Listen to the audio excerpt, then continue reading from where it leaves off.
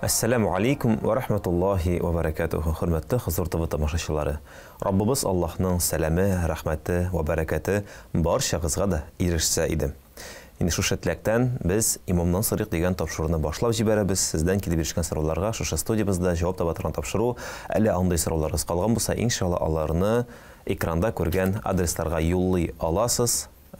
Без иншалла аларны инде тапшырып хәзрәтләребезгә Алла белән берлектә шушы студиябызда аларны бәйнә-бәйнә карап, тикшереп, җавап кайтарырга тырышабыз. Инде бүгенге кунагыбызга килгәндә, безнең Хозур ТВ студиясында кунакта Аксубайдан ерактан килгән хәзрәтебез Аксубай районының имам мөхтәсибе һәм инде безнең бөтен Татарстаныбызның мөхтәсибләренең мөхтәсибе дип әйтим әле башта халык телендә Татарстан мөфтиенең мөхтәсибләр белән эшләү буенча урынбасары, әле тагын казый. Нинди казый әле сез хәзрәт? Казый булса? Көньяк төбәге казые. Бик бригадалар бик күп, ләкин бүген безнең өчен ул сездән килеп ирешкән сорауларга җавап кайтаручы экспертыбыз дип тәге таныштырыйм әле. Раул хәзрәт Зуферов. Раул хәзрәт, ассаламу алейкум ва рахматуллахи ва баракатух. Ва алейкум ассалам ва рахматуллахи ва баракатух. Кабул булсын. Кардәшләребез, тамашачыларыбыз. Амин. Кабул булсын инде иншалла монда килүләрегез беренчедән, шушы сәфәрләрегез һәм инде әлбәттә шушы сораулар белән безгә дә, сезгә дә менә инде бер дәгъват Аллаһ Тәгаләнең. Амин. Шулай була күрсен. Шулай була күрсен. Файда мәнфәгатьле. Амин. Хәзрәт, менә шундый сорау килеп ирешкән, ирем мине яратмый. Ул миңа начар мөнәсәбәттә, миңа акча да чыгармый. Сөнни юлны тотуыма да каршы. Мин аннан аерылуны сорарга телим, әмма минем әти-әнием каршы. Миңа монда нәрсә эшләргә, нинди хәл? Бисмиллаһир-рахманир-рахим. Тормышта, хаятта, мәгъишәттә төрле хәлләр, әхвалләр була. Дөньяда яшәгән вакытта халкыбыз телендә бер мақал бар бит. Атта да бар, тәртәдә дә бар. Яни гаип икесендә дә булырга мөмкин, ирдә дә булырга мөмкин, хатын-кызда да булырга мөмкин. Инде шундый хәл туды икән, әлбәттә без әввәлән Раббыбыз Аллаһ Азза ва Җалләгә сыганырга тиешлебез. Аллаһ Тәбәрәкә ва Тәгалә араларыбызга мәхәббәт, әлфәт әйләүче. Без инде сәбәбен кылырга тиешлебез.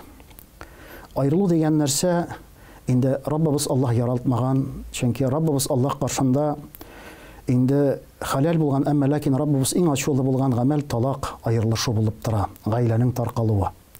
Шуңа Аллаһның бәндәсе мөэмин мөселман булсын, ират булсын, хатын-кыз булсын, ул соңгы чиккә хәтле гаиләне сакларга тырышырга тиешле.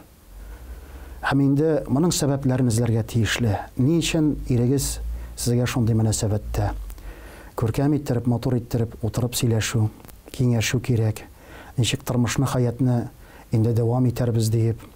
Инде минем сөнни булуыма да каршы, бу ничегрәк нинди мәгънәдәдер инде, ничегрәк каршыдыр.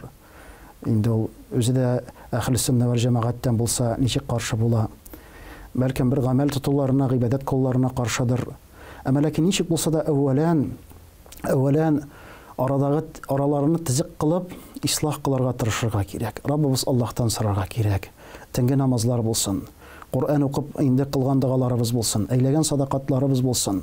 Аллаһ Раббул Гыйза рәхмәтен әйләп, араларга тынычлык, иминлек салса иде. Чөнки Раббыбыз Аллаһ улуг кыдрәт иясе, рәхмәт иясе. Ул хәтта зур-зур булган илләрне дә татулаштыра, низаклар арадан китә. Хәтта дөньяда бер-берсен иң яратмаган, иң күрә алмаган кешеләрдә бер заман дус булып китә.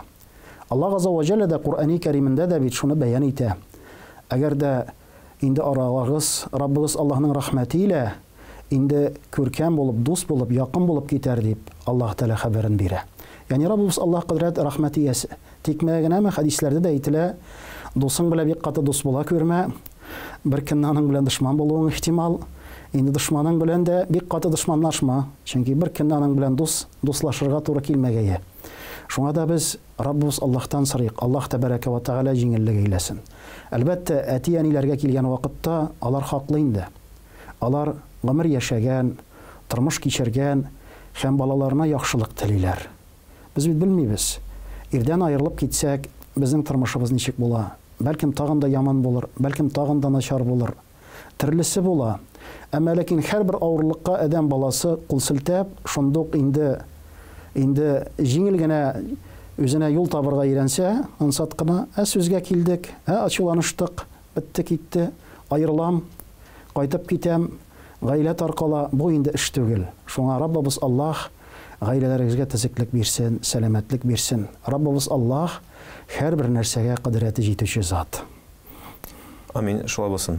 Инде алдагы сорау, мин ислам дине белән бик нык кызыксынучы хатын-кыз. Мин һәр вакыт үземне Аллаһка якынрак хис итә торган дин эзләдем һәм мин аны ислам динендә таптым. Чын мөселман булу өчен мин нәрсә эшли алам?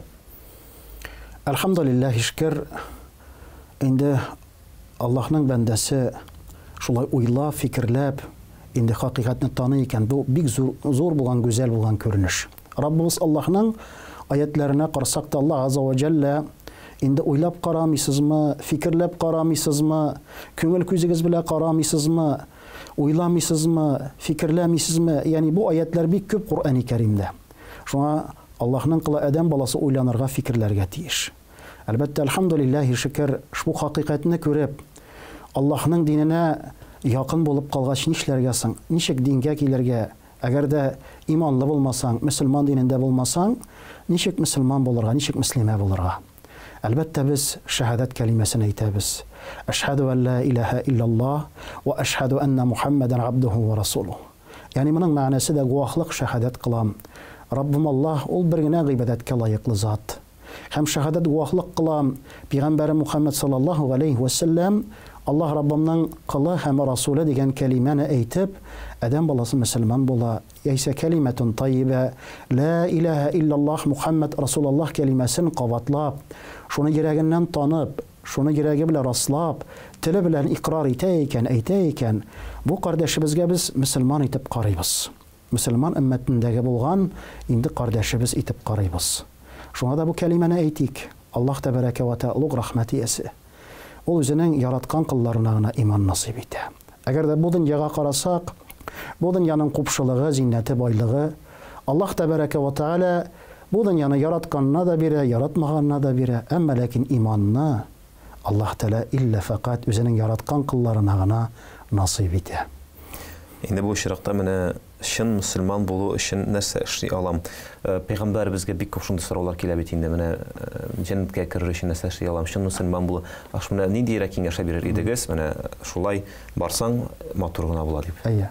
Мәсәлән, Пәйгамбәрбез саллаллаһу алейхи ва саллям сүзләренә килгән вакытта сезнең сүзләрегезне куатлап, әле генә иман китергән, дингә баскан Пәйгамбәребезнең сахабалары килеп Расулуллаһтан сораган вакытта, я Расулаллаһ, инде соң нишлим дигән вакытта, Пәйгамбәрбез саллаллаһу алейхи ва саллям, кул аманта биллаһ thumma istaqim. Инде Раббым Аллаһка иман китердем дип әйттең, хәзер инде бу иманыңна тугры бул. Иманыңны, ягъни бу байрагын күтәреп, күркәм дәвамлык белән дәвам ит. Ягъни Раббың Аллаһка иманлы булдың икән, Раббың Аллаһның кушканнарын үтәргә тырыш. Тыйганнарыннан ярак булырга тырыш. Раббың Аллаһ разый булган күп хәерле гамәлләр кылырга тырыш. Җәннәтләргә бөтенебез кызыгабыз. Әмма ләкин бер карасак, җәннәт ничек Расулыбыз саллаллаһу алейхи ва саллям әйтте сезләргә, сезнең аяк киеме бавыннан да якынрак дип әйтте. Шулай ук җәһәннәм дә аяк киеме бавыннан сезгә якынрак дип әйтте. Ягъни бик янәшәбездә күршеләребез, гаиләләребез, балаларыбыз, ыныкларыбыз, якыннарыбыз, хәләл җефетләребез, әтияниләр күркәм булган мөнәсәбәт, Аллаһ Раббыбызның диненә карата булган мөнәсәбәт. Ягъни шул сәбәпле Раббыбыз Аллаһның рәхмәтен казанабыз. Шуның сәбәпле Раббыбыз Аллаһ Тәала иншаллаһ рәхмән җәннәтле кыла безләрне. Инде менә без сезне казый дип таныштырдык. Бүген шуңа да сезгә шундый казыйларга бирелә торган гына сораулар хәзрәт. Кеше ислам динен кабул иткәндә шаһидлар булу шартмы? Шаһидлар булуына килгән вакытта, әлбәттә, шаһидлар каршында, мәсәлән, без күрәбез кай вакыт Аллаһ йорты мәҗитләргә килеп, шундый күркәм булган мәҗлесләрдә инде иман китергән сүрәтләрне күрәбез, видеоларны күрәбез, һәм дә шундый хәлләрне күрәбез, бик шатланабыз, сөенәбез. Һәм бу инде әлбәттә халыкка да нык тәэсир итә. Каралы, Аллаһ Раббыбыз ничек насыйп кылган, инде мөселман гаиләсендә дә тумаган, мөселман гаиләсендә дә үсмәгән, тәрбиядә алмаган, әмма ләкин Аллаһ Тәала йөрәген, калбын, күңелен ачкан. Һәм инде ул шундый чын батыр булган рәвештә халык каршында иман кәлимәсен әйтә, иман сүзен әйтә. Әлбәттә, инде шаһидлар каршында әйтелсә, бу бик әйбәт. Чөнки аның бу кәламеннән соң ул шаһитлыгыннан соң мөселманнар да аны күрә, таный башлый, сәлам бирәләр, аралашалар. Чөнки бу дөнья тормыш булгач төрлесе була. Адәм баласы авырап та китергә мөмкин, хәлендә белешергә кирәк. Адәм баласы бу дөньядан да китеп барырга кирәк. Әгәр дә мәсәлән аның исламда булуын, мөселман булуына шаһитлык кылмасалар, күрмәсәләр, белмәсәләр, ничек ул кешегә җиназасы укыла, юыламы, ничек соңгы юлга озатыла. Бу мәсьәлә шулай ук инде җитди булган мәсьәлә. Әмма ләкин шулай ук беркем шаһитлык кылмаса да, күрмәсә дә, адәм баласы чын ихлас йөрәгеннән иман кәлимәсен әйтә икән, ул мөселман булып санала. Мөселман булып санала. Әмма ләкин без бу дөньяда мөселман булып яшәгәч, без бит инде җәмгыять белән яшибез. Алла йөртә, мәчеткә дә барабыз, гыйбадәт тә кылабыз, гамәл дә кылабыз, аралашабыз. Шуңа инде бер-беребезне танып белү бик тә кирәк. Бик тә кирәк. Бер-беребезгә сәлам бирү. Чөнки Расулыбыз саллаллаһу алейһи ва сәллям бер хадис шәрифендә әйтте, кыямәт көннең билгесе булып торыр шул, мөселманнар илля фақат үзләре таныган мөселманнарга гына сәлам бирер дип. Шуңа Аллаһ тәбәрәкә ва тәгалә бөтен кардәшләребезгә сәлам таратып, бергә булып, иманда булып, изгелектә булып яшәргә насыйп кылса иде. Амин шабасын. Инде шартмы дигән вакытта, ягъни кеше юк икән, ләкин кешенең динне кабул итәсе кирәк икән, шарт булып тормый, ул чын күңеленнән шушы шаһадат кәлимәдән әйтеп динне кабул итә ала. Ләкин кеше булса, без инде кешеләр янына барып та аларга үзебезнең динне кабул иткәнебезне әйтергә тиешбез. Гомумән шаһитлар мәсьәләсе динебездә бик шундый киң таралган мәсьәлә бит инде, бик күп җирләрдә сорала. Менә шаһитлар булу мәсьәләсе ул кайларда менә шулай киң тарала безнең нинди мәсьәләләрдә. Кайчан кирәк алар дип әйтик. Шаһитлык мәсьәләсе һәрвакыт кирәк. Ягъни тормышыбызда Аллаһ тәбәрәкә ва тәгалә гадел шаһитлар дип әйтә. Мәсәлән, шулай ук булсын никах булсын, анда да шулай ук шаһитлар каралган. Инде башка, мәсәлән, җинаят мәсьәләләре тикшерелсен булсын, анда да шаһитлар каралган. Яни бер нәрсә хөкем иткән вакытта да шаһитлары бар. Яни һәрвакыт бу шаһитлар кирәк. Инде аят удайса икән, яңа айту икән, аңа да шаһитлары бар. Яни шаһитсыз тормышыбыз, хаятыбыз инде күз алдына килми. Мөселманның һәрвакыт тормышында, хаятында ошбу шаһит мәсьәләсе, шаһитлар дигән затлар белән очрашып тора. Мәсәлән, инде шулай ук булсын, бурычка бирү булсын, шаһитлар булса бик әйбәт. Инде башка төрле мәсьәләләрдә, бәхәсләрдә булсын шаһитлар булуы. Бу бик файдалы. Бик файдалы шаһитларның күреп торулары, тыңлап торулары, ишетеп торулары. Инде шаһитларга килгән вакытта аларның дәрәҗәләре төрле. Мәсәлән, никах шаһитлары үзенә бер күрә. Мәсәлән, аларда гаделлек сыйфаты, башка сыйфатлары мәсәлән ныклап таләп ителми. Кайчандыр мәсәлән алдашкан икән, ялган шаһитлык кылган икән. Яни ул вакытта никах мәсьәләләрендә узырга мөмкин. Чөнки ул илля фақат шаһитлык кыла, мәсәлән, бу никахның узуына. Әмма ләкин мәсәлән мәхкәмә эшләрендә, хөкем эшләрендә монда инде шаһитның гадел булуы кирәк. Әгәр дә кайчандыр инде гаделсезлек кылган икән, алдашкан икән, вакытта аның сүзләре кабул ителмәскә мөмкин. Раббыбыз Аллаһ та китабы Куръани Кәримендә шуларны бәян итә, сөйли безләргә. Мен инде шуннан да шаһитлар темасы бик күңелле, бик кызыклы темаларның берсе, авыр темалы ул фикъка кирип карасак инде, ләкин сораулар бик күп хәзрәт, шуңа күрә алдагы сорауны бирәм. Ир-ат һәм хатын-кызның ислам динен кабул итү гыйбадәтләрендә аерма бармы?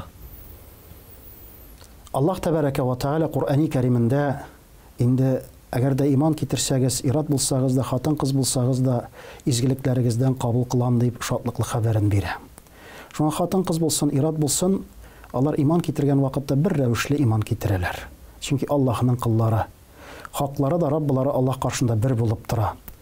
Расулыбыз саллаллаһу алейһи ва сәллям заманында мәсәлән бәйгат биргәннәр, иманнарын таныганнар, иратлар килеп күрешеп, иман китерсәләр, бәйгат кылсалар, хатын-кызлар инде кул бирмичә, исәнләшмичә бәйгат кылганнар. Әмма ләкин тулайым алган вакытта бер төсле. Инде аерым булган аерымлыклар, инде аерымлыклар күренми. Шулай ук адәм баласы бу хакыйкатькә килде икән, булсын ират, булсын хатын-кыз, йөрәге белән шуны кабул итте икән, йөрәге белән ризалашты икән, Раббыбыз Аллаһның ушбу әмерләре, иман мәсьәләләре белән кабул итте икән, Раббыбыз Аллаһның барлыгы, берлеге, фәрештәләренең, китапларының, пәйгамбәрләренең, инде тәкъдирнең яхшысы ва яманы Раббыбыз Аллаһтан ахират көннәре, шуларын тасдиқ кылды икән һәм теле белән инде иqrar итә икән, ягъни шул мәгънәдә, бер үк мәгънәдә иншаллаһ рахман килә. Менә бу ислам динен кабул итү гыйбадәтләрендә дип теге сорау биргәннәр инде ниндирәк юл үтәргә тиеш дип әйтик инде. Мәсәлән, башта ул гусел аламы, башта ул шәһадәт бирәме, хатын-кыз булса киемен киеме, менә ниндирәк шундый теге процесс дип әйтик инде, күз алдына практикада дип әйтик. Әйе. Әгәр бу нәрсәдән караган вакытта инде әлбәттә иман кәлимәсен китергәннән соң инде хуп күренә, мустахаб булып санала ул, инде аның гуселләнүе, гусел алуы, 2 рәкать намаз укып алуы. Ягъни хатын-кызның инде шулай үзенең гаврат җирләрен каплавы, ягъни бик зур нәрсә. Ләкин адәм баласы төрлечә килә бит. Без күрәбез, адәм баласының адымнары иман китергәннән соң, мәсәлән, шул ук намазга хәтле дә бик озак булырга мөмкин. Мәсәлән, яулык ябыну, хиҗаб кию мәсьәләсе дә адәм баласы акрын гына бу нәрсәгә килә. Кешегә кистереп әйтеп тә булмый. Мәсәлән, хәзер инде син иманны әйттең, 5 вакыт намаз укыйсың, инде капланасың. Без инде аларны матур иттереп, күркәм иттереп имамнар, хәзрәтләр сөйлиләр, аңлаталар. Бу нәрсә таләп ителә динебез тарафыннан. Әмма ләкин ныклап шундук мәҗбүр итү кешене диннән биздерергә мөмкин. Чөнки кеше акрын гына килә. Әгәр дә карасак, Пәйгамбәрбез саллаллаһу алейхи ва саллям тормышына ингән аятләргә 20 ел дәверендә, алар акрын гына инде һәм җәмгыять акрын гына Аллаһның хөкемнәренә хәзерләнде. Мәсәлән, шул хәмер булсын. Ничә аят инде. Аллаһ тәбәрәкә ва тәгалә шундук кинәт кенә кисеп атмады. Әгәр дә инде без кардәшләребезне күрсәк, аларда бер төрле гамәлләрне күрсәк, без хикмәт белән бу мәсьәләгә килергә тиешлебез. Ягъни бу кеше ничә адым гына килеп бара, кирип бара. Әгәр дә инде каты бәрелсәк, уңайсыз хәлгә кылсак, ягъни бу уңайсыз булыр. Бер мәзәк сөйлиләр бит. Бердән бер мәртәбә беренче мәчеткә җыенып барды. Намаз укый башлагач телефоны шалтырады. Борылып имам үзен сөкте, ырышты. Янында басып торган инде мәхәлләдәшләре үзен ырышты. Ул гына түгел, хатыны үзен сөкте ди.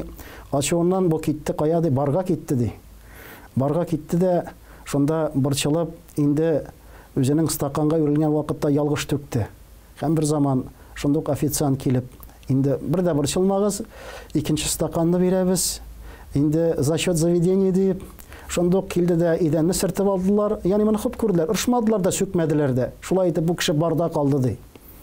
Барда калды шишә янында ди. Кайвакыт шундый хәлләрне күрәбез бит. Мәхәлләгә, мәчеткә кирип барганда, бәлкем кеше хакыйкать эзләп керәдер. Хакыйкать эзләп керәдер.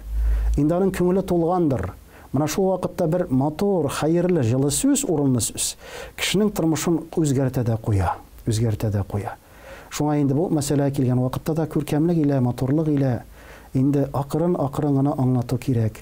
Шундук кешенең өстенә бөтен әмерләрне, йөкләрне иеп куйсаң, кеше хәзер булмый. Сынырга мөмкин, һәм дә бу юлдан барылырга мөмкин. Бу шарыкта инде шуннан да инде Пәйгамбәрбез белән дә күрсәтмешли күп шарыклар булды. Мен әлбәттә хәтерлим, менә ничектер кара тәнле бер кешегә ничектер теге бергә басыра кушкач, аңа да мин шулай бер төрле карарга тиешме дигәч, Пәйгамбәрбез: "Әй Әбу Зәр, әле синең күңелеңә иман киреп бетмәгән, йомшарып бетмәгән әле" дип теге. Шуңа күрә инде шуннан да йомшаклык булу динебездә никадәр мөһим. Һәм икенче ягы бар, артык йомшаклык. Менә бу үлчәүләрне, менә бу шикләрне ничек бозмаска, чыкмаска, һәм шул вакытта кырыста булмаска. Ничек шулай? Менә ничек аны тәрбияләргә дип әйтәм. Хикмәте дә шул. Аллаһ Раббул Гизза әйтә бит: "Ва җаалнакум умматан васата." Сезләрне урталык уммат итеп кылдым ди. Динебез ислам урталык умматы. Мәсәлән, шәригатьтә бар, ифрат бар, тафрит бар. Ифрат дигәне фанатизм, кешенең бөтенләй инде китеп баруы, теге фанатизмга бирелү. Тафрит дигәне бөтенләй ваемсызлык, гафиллек, бер нәрсә кирәк түгел. Шуңа динебез ислам әйтә, урталыкта булырга куша бу мәсьәләдә. Дәгъвәттә булсын, индәүдә булсын, чакыруда булсын. Әлбәттә, Раббыбыз Аллаһның кушканнары бар икән, тыйганнары бар икән, алар бу динебезнең асылы булып тора. Бер кемнең дә аны үзгәртергә хакы юк. Әмма ләкин аларга чакырган вакытта хикмәт илә. Пәйгамбәрбез саллаллаһу алейһи ва сәлләмнең үрнәгендә, аның күркәм сахабалары үрнәгендә, улуг булган галимнәребез үрнәгендә моны эшләргә тиешлебез. Аңлатып, матур гына төшендереп, кешенең инде халәтенә карап, каршыбызда кем басып тора? Пәйгамбәребезгә дә бит аның каршына килеп бер үк сорауны бирделәр, әмма ләкин төрле җавап алдылар. Яни Расулыбыз саллаллаху алейхи ва саллям каршында торган кешенең халын чамалы иде. Нинди кеше ул? Ничегрәк? Аның хис-тойгылары нинди? Аның җәмгыятьтә дәрәҗәсе нинди? Ул каян килгән? Анда нинди әдәп, нинди әхлак, нинди мәдәният? Яни һәрберсен Расулыбыз саллаллаху алейхи ва саллям үлчәп биргән соравына да җавапны бирә иде. Һәм без дә шуны өйрәнергә тырышырга тиешлебез. Өйрәнергә тырышырга тиешлебез. Моның өчен пәйгамбәребезнең тормышын өйрәнергә кирәк инде, галимнән тормышын өйрәнергә кирәк инде. Һәм инавары шуны әле өйрәнгәннән соң үзебезнең гамәлебезгә дә кертергә. Урындыкка утырып, матур гына Пәйгамбәрбез саллаллаху алейхи ва саллямның хадисләрен сөйләп утырырга, Аллаһ Раббыбызның аятларын сөйләп утырырга бик ансат җиңел, әмма ләкин тормышта хаятта бер нәрсә килеп чыкса, еш кына аятлар да онытыла, Пәйгамбәрбез саллаллаху алейхи ва саллямның хадисләре дә каядыр китеп бара. Моны без шуңа күндерергә тиешлебез. Раббыбыз Аллаһ ризалыгы өчен нәфсебезне җиңеп, акрын гына бу нәрсәгә барырга тиешлебез. Бу бик ансат әйбер түгел. Бик авыр нәрсә ул. Акрын гына кеше килә, әмма ләкин Аллаһ Раббыбыз ярдәмен бирә. Ниятләребез дөрес булса, изгелек булса, хәерлек булса, ничек Расулыбыз саллаллаху алейхи ва саллям Аллаһ Раббыбызның рәхмәт пәйгамбәр, аның сөеклесе булса дуа кыла иде бит. Я Раббым, ахсанта халқи фахсин фи хулуқи. Я Раббым, Аллаһым, минем бәдәнемә, мине шундый матур иттереп халык иттең, яраттың, бар иттең, инде миңа күркәм халык та насип кылсаң иде дип. Аллаһ Тәала шул күркәм халык ияләреннән булырга насип кылсын. Хөрмәтле тамашачылар, исегезгә төшерәм, Имамнан Сырык дигән тапшыру бара. Бүген бездә кунакта Аксубай районы имам мөхтәсибе, мөфтиебезнең мөхтәсибләр белән эшләр буенча урынбасары, Көньяк төбәге казые Раул хәзрәт Зуферов. Һәм инде без аңа сорауларны бирергә дәвам итәбез, хәзрәт. Әгәр хатын-кызга ир атның холкы һәм дине ошаса, ул үзенең аңа кияүгә чыгу теләген белдерә аламы? Ягъни бу шартта хатын-кыз тәкъдим ясый дип әйтсәк инде. Әлбәттә, ул эшли ала. Әгәр дә карасак, ничек адәм баласына гаилә корырга, тормыш корырга. Динебез ислам моның юлларын күрсәткән, өйрәткән. Яни туганнары аша, инде белгән кешеләре аша, яни бу ниятләрне, уйларны, фикерләрне җиткерергә мөмкин. Яни кемдер аша, яни бу ират кешегә шулай, шундый ханым, шундый хатын-кыз, шундый ниятләре бар, ничек карыйсы икән дип. Пәйгамбәрбез саллаллаху алейхи ва саллям инде тормышында да, хаятында да шулай. Хадиша анабыз, Аллаһ разый булсын анардан, яни шулай дип беләбез. Яни ул Пәйгамбәрбез саллаллаһу алейхи ва саллямга шулай күркәм иттереп, тәкъдим ясап, мөрәҗәгать итеп, Расулыбыз саллаллаһу алейхи ва саллям инде кабул итеп алды, һәм алар арасында гаилә корылды, никахлар укылды. Гомумән менә бу кияүгә чыгу һәм өйләнү күп кенә кешеләрне шулай менә беренче адым ясау куркытам инде 30-га, 35-ка җиткән егетләребез бар. Менә эзлибез, таба алмыйбыз диләр. Сорыйсың, син нинди хатын-кыз эзлисең дигәч, менә мин шундый эзлим, мин монда эзлим, тегендә эзлим. Юк әле андый менә теге. Идеаль хатын, яки идеаль хатын юк диләр, яки идеаль ир юк диләр. Нинди киңәш бирәбез үзебезнең яшьләребезгә, инде менә 30-га җиткән, 35-ка җиткән яшьләребезгә шушы матур күркәм сөннәтне, никахны башкарыр өчен? Никах, гаилә тормышы мөһим булган, тормышыбызның бик мөһим өлеше. Ул безнең киләчәгебез.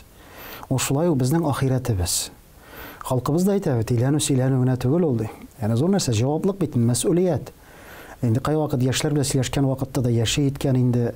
Нигә гаилә кырмыйсың инде, бигрәк тират халкына, хатын-кызга инде анда кәлимәләрне, сүзләрне әйтмиләр. Хәзрәт, мин сиңа нинди начарлыгым тигәне бар дип, теге шаярып сүзне кирегә баручылар бар.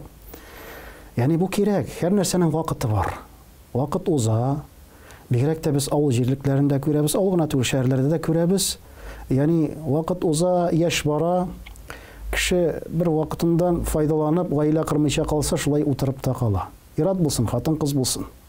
Яни гаилә дә юк, бала да юк, һәм киләчәк тә юк.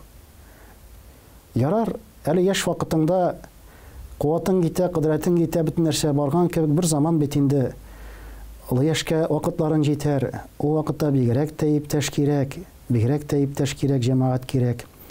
Шуңа бу кардәшләребезгә насихат, гаилә корырга кирәк. Инде гаиләне корган вакытта Пәйгамбәрбез саллаллаһу алейхи ва саллям өйрәтте бит ничек икәнен.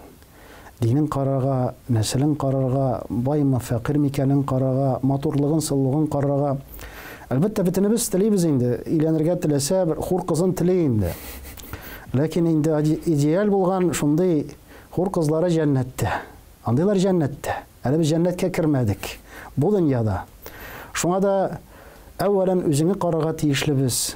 Без телибез инде әлбәттә иң яхшысын, иң әйбәтен, иң күркәмен, иң матурын. Әмма ләкин Раббыбыз Аллаһ Тәгаләгә тапшырып, тормышыбызны, хаятыбызны башларга тиешлебез. Аллаһ Тәбәрәкә ва Тәгалә арага мәхәббәт, илфәт сала. Кеше гашыйк була, күрешә, таныша.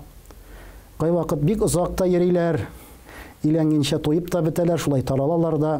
Ләкин динебез исламның тәртибен күрсәткән, ничек никахланырга, ничек бу эшне башкарырга, харам юллардан, тыелган юллардан сакланырга, ничек иттереп, дөрес иттереп гаилә корырга. Шуңа инде элгәррәк заманнарда авыл җирлегендә бөтенесе бер җирдә яшәгән вакытта әтиләр, әниләр яраштырган, хәтта балалар тууга ук яраштырып куйганнар, кылакларын тешләтү дигән нәрсә кебек. Ягъни ул күреп үскән, белеп үскән, без гаилә корабыз, ул безнең килен була, бу безнең кияү була дип. Хәзерге вакытта инде бу нәрсәләр үзгәреп китте. Балалар әллә кайлардан иләнәләр, иләнешәләр, ярак җирләрдән иләнешәләр, гаилә коралар. Ягъни табышалар күркәмлек илә. Ягъни бу вакытта инде Раббыбыз Аллаһның рәхмәтенә омтылып, күңелгә туры килгән хатын-кыз, күңелгә туры килгән ират, әдәбе, әхлагы, һәм шулай ук инде әнисенә кара, әтисенә кара, туганнарына кара, якыннарына кара, нык игътибар итәргә тиешлебез. Йөришкән вакытта, инде затышып йөргән вакытталар бөтенесе әйбәт инде. Егет тә әйбәт, кыз да әйбәт. Аннары гаилә корып яши башлагач, мәшәкать китә, проблема китә, алай китә, фәлән китә. Ләкин без сабырлык күрсәтергә тиешбез. Аллаһ Раббыбыз да әйтә. Әгәр дә бер кимчелеген күрсәгез, бер яман ягын күрсәгез, аның икенче яхшы уңай ягы бар. Яхшы ягы бар дип Аллаһ Тәгалә Куръан-ы Кәримдә әйтә. Иң мөһиме кешедә яхшы ягын күрергә тиешлебез. Без ачуланышсак, кешенең ел тискәре ягын эзлибез, матур ягын бердә күрмибез. Шуңа гаилә кору, шуңа әлхәмдүлилләһ, танышлар, белешләр ышанычлы булган, алар аша булсын. Алар аша булсын. Бүгенге көндә инде таныштыру оешмалары да бар шулай, яучылык вазифаларын кылалар. Әмма ләкин без хәрәкәт итәргә тиеш. Аллаһ Тәгаләгә тапшырып. Хәерле булган хатынны, хәерле булган ирне инде әлбәттә клублардан да эзләп булмый, урам буеннан да эзләп булмый. Әмма ләкин шундый тәртипле гаиләләр, әлхәмдүлилләһи раббил галәмин. Шуларның күркәм булган балалары, аның өчен үзеңнең яхшы булуың кирәк, үзеңнең тәртипле булуың кирәк, үзеңне тәрбияләүең кирәк. Менә шулай итеп, иншалла рахман, бу максатың тормышка ашыр. Аллаһ Тәгалә насыйп итәр, үзең хәләл җефетеңә, тормышың инде икенче кисәген дигән кебек. Иншалла. Менә шундый ишракларда ишкән бар теге. Миндә менә бу кызга да яздым, бу кызга да, бу кызга да яздым, бу кызга да яздым, бу кызга да яздым теге переписканы карасаң теге һәрберсенә язып чыккан дигәндәй теге. Менә эзлим бит инде юк диләр.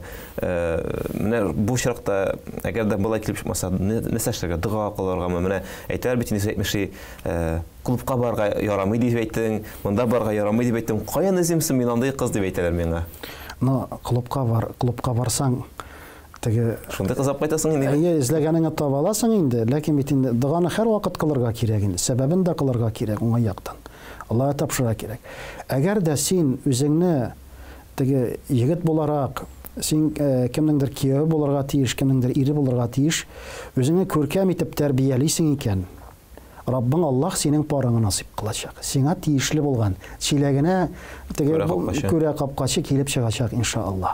Үзеңне тәрбияләргә кирәк. Әгәр дә син инсафлы тәрбияли икән, иншалла рахман, сиңа кыз бирүчеләр булачак, рахмат ил. Шанычлы кеше бүген зур мәшәкать. Зур мәшәкать. Чөнки аерылулар бик күп. Гаиләләр каралар, шундый матур иттереп, купшы иттереп, салютларны атып, туйларын да үткәрәләр. Анар бер карыйсың, мәхәббәт тә юк, илфәт тә юк, бер нәрсә юк. Дөньядагы иң дошман кешегә әйләнәләр. Иләшкән вакытта карап торасың, инде буларның мәхәббәт илфәте сәмавидер инде, җирдәге булган ни түгелдер инде. Нәкъ кинодагы төсле дип, ләкин бераздан карыйсың инде, балалар ятим калмаса, иң каты, иң бер-берсен күрә алмаган кешегә әйләнәләр. Аллаһ Раббыбыз рәхмәтиле һәр вакыт дуга кирәк, сырырга кирәк. Хәзрәт, алдагы сорау, бала тудыруга кымышаулый торган авырулары булса, ир атка яки хатын кызга бу хакта никахка кадәр белгертергә кирәкме? Гаиләнең инде әлбәттә өйләнешкәч, гаилә коргач, бөтен адәм баласын үзенең нәселен дәвам итәсен тели. Яни бу дөньяда тупырдатып угыллар үстерергә, кызлар үстерергә тели. Әбиләр, бабайлар, анык көтәләр. Әлбәттә, бу җитди мәсьәлә, җитди мәсьәлә. Әгәр дә шундый авыру бар икән, шундый михнәт бар икән, һәм инде гаилә коргач, тормыш башлагач, һәм дә бу ачыкланса, шулай ук матур түгел бит инде. Шуңа бу мәсьәлә инде ул кешегә ышанасың икән, шундый зур адымга әзерләнәсең икән, бу нәрсәне уртага салып сөйләшсәң бик әйбәт. Уртага салып сөйләшсәң бик әйбәт. Шундый хәл бар дип. Яни кеше бу нәрсәне аңлап, белеп килергә тиешле. Бу иратка да кагыла шулай ук. Бу хатын-кызга да кагыла. Чөнки ул җитди мәсьәлә. Гаилә кору кирәк, нәсел дәвам итү кирәк. Әгәр дә ират ягында шундый проблемалар, мәшәкатьләр бар икән, хатын-кызда шундый мәшәкатьләр, проблемалар бар икән, белә торып, моны яшереп калдыру, ул бердә матур булмаган, һәм дөрес булмаган күренеш. Тормыш хаятында килеп чыгарга мөмкин. Сүз юк. Анысында иншалла рахман беркемнең гаебе юк. Әмма ләкин белә торып яшерү, ул матур булмаган гаделсезлек булып тора. Бер-береңә карата. Гомумән, соңгы елларда менә ишеткәнем бар. Инде Сауд Арабистан якларында өйләнүчеләргә имамнар ике җирлектән шундый справка, берсе юстициядан, берсе шундый инде здравоохранениедан алып килер ошолар икән справкалар. Мәсәлән, аның бар микән судимость, юк микән, утырганмы, утырмаганмы, һәм инде авыртулар бар, мәсәлән, хронический, мындай. Һәм инде күрсәткәч бер-берсенә, сез менә ризамы, менә шундый авырту бар, теге киләчәктә чыгарга мөмкин, бу кире кагыр өчен түгел, ә инде киресенчә әзерләр өчен. Чөнки менә эшли инде өйләнешкәч килеп чыкса, бик теләгән булса балалар, балап кайта алмый торган кеше булса, буларны алдан ук инде менә имамнар үзләре үк сорыйлар икән шундый справка, һәм менә әйдәгез, сез менә белдегез хәзер, артыган шәхси тормышка бәйләнмичә генә, шундый менә инде дәүләт тарафыннан билгеле булган материалны дип әйтгәндә күрсәтәләр, һәм әйтәләр, сез ризамы шушындай бергә, белә идеңме анда. Һәм инде белә идем, ярый дип инде иншалла кораллар дип әйтик инде. Хәзрәт, инде менә вакытыбыз шәп килә, тагын бер соңгы сорауны биреп китәсем килә. Якын кешеләрем бер мәзһәб тоталар. Ә мин күптән түгел генә аның ялгыш карашлы мәктәп булуын аңлап алдым. Һәм инде бүтән башка мәзһәбкә күчәсем килә. Инде мәзһәб сайласым килә дип әйтик инде. Ансы мәзһәптә булмаган. Мин ирекләр рәвештә үземнең мәзһәбемне алыштыра аламмы? Мәзһәпләргә килгән вакытта без беләбез инде 4 мәзһәптең барлыгын. Безнең җирлегебездә Абу Ханифа инде мәзһәбе булып тора. Ханафи мәзһәбе. Шуңа инде элек-электән 1000 еллар буе бабаларыбыздан булсын, инде галимнәребез булсын, остазларыбыз булсын, шул юнәлештә китаплары басылынган, халык тәрбияләнгән, гамәл гыйбадәт кылу рәвешләре дә шул мәзһәб белән дәвам иткән. Шуңа инде без гади муктәдиләр, йөрүчеләр. Без бу җирлектәге мәзһәб белән тормышыбызны алып барырга тиешлебез. Әгәр дә адәм баласы инде мин гайры мәзһәб эзлим, яни бу җирлектәге мәзһәб түгел, гайры мәзһәб эзлим дип кирешсә, ул нәрсәгә, ул зур хаталарга кирип китәргә мөмкин. Зур ялгышларга кирип китәргә мөмкин. Инде тормышта хаятта ялгышып, мәсәлән, сәләфи юнәлешләр булсын, вахаби юнәлешләр булсын, теге исемнәре белән әйтеп сөйләшик инде. Мин дә шуны тоткан булганнар дип уйлыйм. Чөнки кешенең диндә хәбәре аз, кайвакыт ялгыш үзе дә аңламыйча шул юлга аяк басарга мөмкин. Ләкин хатасын, ялгышын аңлагач, ул инде Аллаһ Раббыбызның рәхмәте бу, ул үзенең җирлек мәзһәбенә кайтуы. Аның кайтуы шул Аллаһ Раббыбызның рәхмәте илә әввәлән ушбу инануларын калдыруы. Инанулар мәсьәләсе. Аллаһ Раббыбызга инану, иман китерү мәсьәләләре инде бик тирәнгә китмәгән булса, үзгәртеп, яни безнең акыйда мәсьәләләре булсын, шуларны өйрәнеп, әлхәмдүлиллаһи раббил галәмин, фикъ мәсьәләләре булсын, намаз мәсьәләләре булсын, ушбу җирлектәге яшәп яткан, мәсәлән, безнең Ханафи мәзһәбе буенча гамәлләрен кылырга дәвам итәргә тиешле. Кайвакыт күрәбез, әмин Шафиғи мәзһәбе белән, әмин Ханбали мәзһәбе белән, ул алдау. Чөнки бер мәзһәб иясе кадгый бер мәзһәбтә булса, икенче мәзһәбне бик хөрмәт итә. Без күпме кардәшләребезне беләбез. Мәсәлән, алар башка мәзһәбтә булсалар да, Шафиғи булса килеп Ханафича намазын укый, үзенә игътибар юнәлтми, хөрмәт итә, улы булган галимнәребезне хөрмәт итә. Әмма ләкин кайвакыт шундый хәйләгә барып, Яни мин шундый мәзһәб тотам дип әйтәләр. Ләкин бу ялгыш хата. Чөнки безнең җирлектә юк ул, булмаган. Безнең җирлектә иллә фақат Ханафи мазһабы булган. Шул гасыр, шул 1000 еллар буе шул дәвам иткән. Шуның белән халык тәрбияләнгән. Инде каян алып син шуны бар дип әйтәсең? Шуңа әлхәмдүлиллаһи раббил галәмин. Инде мазһабларга килсәк, бу Раббыбыз Аллаһның улуг булган рәхмәте. Алар бик күп булган бит. Бик күп булган. Зур галимнәр булган. Әмма ләкин Аллаһ тәбәрәкә ва тәгалә шулай саклаган бит, дүртне генә калдырган. Ул гына түгел, ошбу җирлегебездә Ханафи мазһабы иң зурсы. Иң күп халык йөргән, иң күп территорияларда, мәйданнарда булган мазһаб.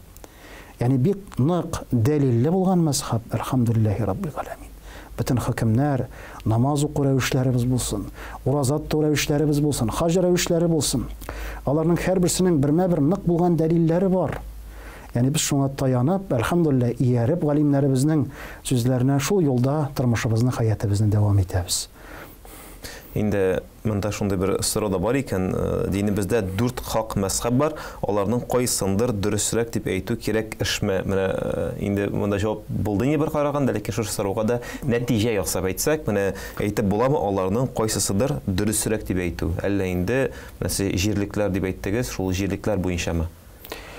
Ана ул җирлектә таралган мәзһәб икән. Ул буыннан буын килә икән. Һәм без инде әлхәмдүлиллаһи раббил галәмин biz инде бу мәзһәб бит инде хакыйкатьтә булган өчен иярәбез. Хакыйкатьтә булган өчен улуг булган галимнәребез. Чөнки безнең яшәү рәвешебез, мөхитебез, алар күбрәк моны белгәннәр.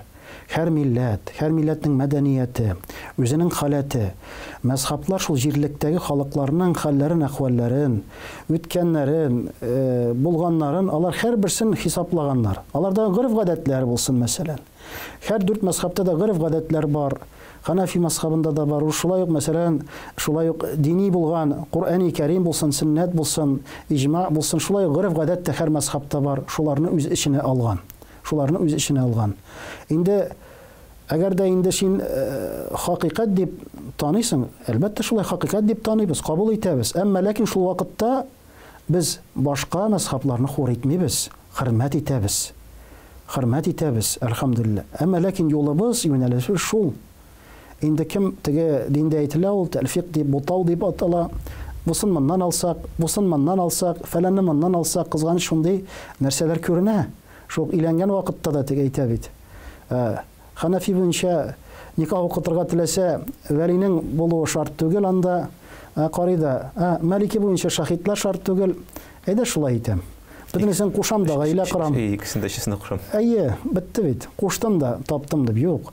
Алай ярамаганын безгә галимнәребез әйтә. Чөнки бу кешене акрын гына юлдан яздыра. Кеше җиңелне эзли, шулай итеп гынахка кирип киткәнен сизмичә дә кала. Шуңа әлхәмдә бу зур нигъмәт, тәртип, юнәлеш. Һәм безгә инде бу нигъмәтнең кадерен белеп, шөкрана кылып, әлхәмдә шатланып, сөенеп, шуны өйрәнеп, шуны халкыбызга өйрәтеп яшәргә насыйп булсын. Балаларыбызга өйрәтергә насыйп булсын. Амин шабасын. Инде хәзрәт бүгенгә соңгы сорау. Хәзрәтләр район җитәкчеләре белән очрашканда, менә безнең район хуҗабыз яки безнең хуҗабыз дип әйтергә ияләшкән. Булай әйтү инде туры киләме шәригатькә? Аллаһ белән тиңләп булмыймы бу дигән? Без инде ул мәгънә белән мәсәлән хәзрәтләр җитәкчеләр белән очрашкан вакытта хуҗа дигән кәлимәне, теге район башлыгы дип әйткән кәлимәне, ягъни без инде аны хөрмәт йөзеннән әйтәбез. Әгәр дә инде без кунакка барсак, шулай гади генә кешегә кунакка барсак та, мәҗлескә барсак, хуҗаларыбыз дип, аларга саулык, сәламәтлек дип, бөтен рәхмәтләрне әйтеп дуга кылабыз бит. Бу инде кадер хөрмәт булып тора. Динебез ислам кадер хөрмәткә өйрәтә. Галимнәребез бар икән, олы җитәкчеләребез бар икән. Ягъни ул мәс'улиятле кеше. Ул урынны били. Ул фәлән улы фәлән дә булырга мөмкин, фәлән кызы фәлән дә булырга мөмкин. Әмма ләкин җитәкче кеше ул. Ул җаваплы, шул җирлек өчен җавап бирә. Һәм анардан инде күп нәрсә тора шулай ук. Һәм динебез ислам һәр вакыт кадер хөрмәт күрсәтергә күрсәтә, өйрәтә. Пәйгамбәрбез саллаллаһу алейһи ва саллям да инде сахабаларның берсе, бер кавымның сәйидләре килсә, башлыклары килсә, торып хөрмәт белән бу шул кавымның сәйиде дип каршы ала торган булган. Пәйгамбәрбез саллаллаһу алейһи ва саллям да шуны күрсәтә торган булган. Ягъни әгәр дә сезгә өммәтнең, халыкның, җәмгыятьнең хөрмәтлесе килсә, хөрмәт күрсәтегез дигән. Бу сөннәт булып тора. Пәйгамбәрбез саллаллаһу алейһи ва саллямның сөннәте булып тора. Инде кем соң инде ул Ул нинди начальник инде ул, нинди глава инде ул, Алланың бәндәсе ул, монда бөтенесе тигез дип теге утыра икән. Бу тәкәбберлек кенә. Бу хикмәттән ерак булу. Пәйгамбәрбез саллаллаһу алейһи ва сәллям һәм дә аның сахабаларының юлы булып тормый. Аллаһ галимнәребезнең юлы булып тормый. Шуңа альхамдулилlah динебез ислам һәрберебезгә хөрмәт белән карага өйрәтә. Аңа хуҗа дигәннән соң инде без гади генә кешегә дә бит инде тәкәбберләнеп әйтмибез, юк. Альхамдулиллаһи раббил галәмин матур гына хәйр күркәм сүрәттә мөрәҗәгать итәбез. Алла Тәала тәүфик хидаятлар насип кылсын җитәкчеләребезгә. Амин. Шулайсын үзебезгә дә, сезгә дә, тамашачыларыбызга да хидаятлар насип итсен. Инде бүген монда килгән өчен сезгә без рәхмәт әйтәбез. Аллаһның сәламе, рәхмәте булса иде. Һәм сау булашабыз, хәзрәт. Ассаламу алейкум ва рахматуллаһи. Ва алейкум ассалам. Рәхмәт. Хөрмәтле хәзрәт тамашачылары, эфирда имам Насыйри дигән тапшыру иде. Инде исегезгә төшереп үтәм. Бүген бездә кунакта Аксубай районы имам мөхтәсибе, шулай ук Татарстан мөфтиенең мөхтәсибләр белән эшләү буенча урынбасары һәм дә инде Көньяк төбәге казые Раул хәзрәт Зуферов иде кунакта. Без аңа да, сезгә дә сәламнарыбызны әйтеп җиткереп калабыз. Һәм сау булашабыз. Ассаламу алейкум ва рахматуллаһи ва баракатуһ.